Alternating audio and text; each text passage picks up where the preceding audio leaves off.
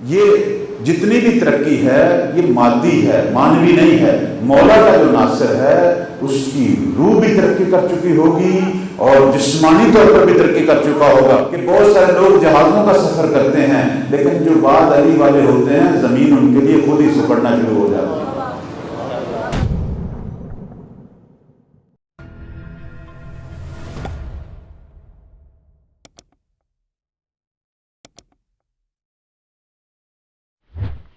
فرماتے ہیں کہ اس سے مراد مہدی کے وہ ناصر ہیں جو پوری دنیا میں بکھرے ہوں گے، اور جب ان کا وقت ظہور آئے گا خدا ان سب کو چند لحظوں میں مولا کے گرد اکٹھا کر دے گا۔ اور اس کے ذیل میں جو روایات ہیں اس میں لکھا ہوا کہ المفقودون من فرشہم، یعنی اپنے بستروں پر سوئیں گے لیکن صبح اپنے بستروں پر نہیں ہوں گے۔ فَيُمْسُونَ فِي بُيُوتِهِمْ فَيُصْبِحُونَ فِي مَكَّةَ، رات کو تو اپنے بستر پر سوئے گا، صبح مکہ میں اپنے مولا کی بارگاہ میں کھڑا ہوگا۔ یہ روایات ہے۔ اور بعض کے بارے میں ہے کہ بادلوں پر، خزاں کے بادلوں پر سفر کرتے ہوئے آئیں۔ اب میں یہاں عام طور پر یہ کہتا ہوں کہ یہ لازمی نہیں ہے کہ یہ کوئی معجزاتی بات ہو، یہ علمی ترقی ہے۔ خود ہم دیکھ رہے ہیں کہ جس طرح زمانہ گزرتا جا رہا ہے، سالوں کا سفر گھنٹوں میں ہو رہا ہے۔ ہو سکتا ہے آج سے کوئی 30-40 سال بعد یہی سالوں کا سفر جو ہے وہ منٹوں اور سیکنڈوں میں ہو سکتا ہے اس زمانے کی ترقی کی طرف اشارہ ہو۔ یہ تیزی سے سفر کرنا ترقی ہے۔ لیکن جس نقطے کی طرف آ رہا ہوں وہ یہ ہے کہ مولا کے جو ناصر ہیں وہ دو قسم کی ترقی رکھتے ہوں گے۔ چونکہ بعض دفعہ بچے یہ سوال کرتے ہیں کہ دنیا میں اتنی سپر پاور، اتنی شیطانی طاقتیں، یہ مٹھی بھر ناصر کیسے لڑیں گے؟ اتنا اسلحہ ہے لوگوں کے پاس، پتہ نہیں کیا کچھ جمع کیا ہوا ہے ان عالمی طاقتوں نے۔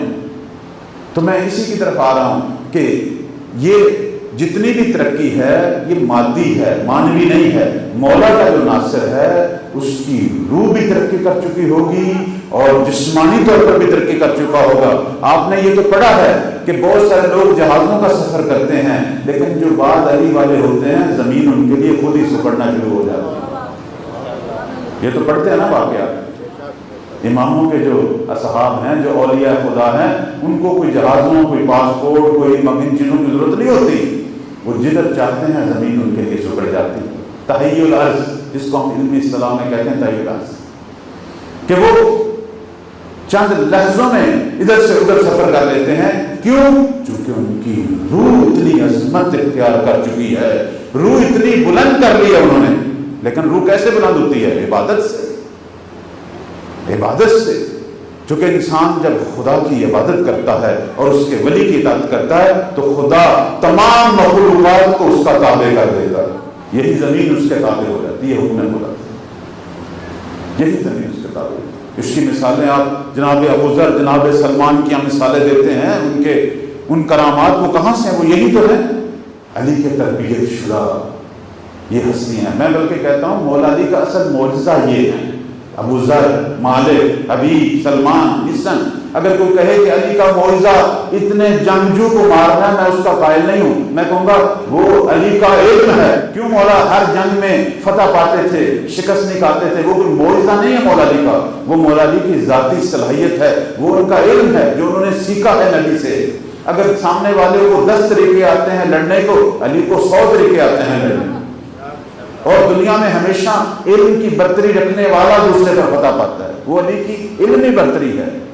کبھی آپ نے مجھ سے پہلے بھی جو شعر پڑھے گئے ہیں، قلعہ خیبر کا ذکر آیا ہے، کبھی غور کیا کہ خیبر کے دروازے کو علی نے کیسے اکھاڑا؟ خود مولا علی کیا فرماتے ہیں؟ فرماتے ہیں ماں کلا تو بابا خیبر بے قوت جسدیہ، علی نے جسم کی قوت سے دروازہ خیبر کو نہیں اکھاڑا۔ دروازہ خیبر بہت وزنی تھا، بہت ہی وزنی تھا، جس کو پتہ نہیں کتنے لوگ کھولتے تھے اور بند کرتے تھے۔ فرماتے ہیں ماں کلا تو باب الخیبر بے قوت جسدیہ، میں علی نے دروازہ خیبر کو جسم کی طاقت سے نہیں اکھاڑا، ولا بے حرکت غذائیہ، اور نہ کسی غذا سے پیدا ہونے والی طاقت سے۔ آج کل ہمارے بہت سارے لوگ جوان، ان کا سارا ٹائم جسم پر ہی لگ جاتا ہے کہ فلاں وٹامن کھا لیں، فلاں غذا کھا لیں، جسم میں اتنی طاقت ہو جائے گی، اتنا شاندار اپنا جسم بناتے ہیں، لیکن روح اتنی ضعیف اور کمزور ہوتی ہے، چھوٹا سا خوف ہی ان کو مارنے کے لیے کافی ہے۔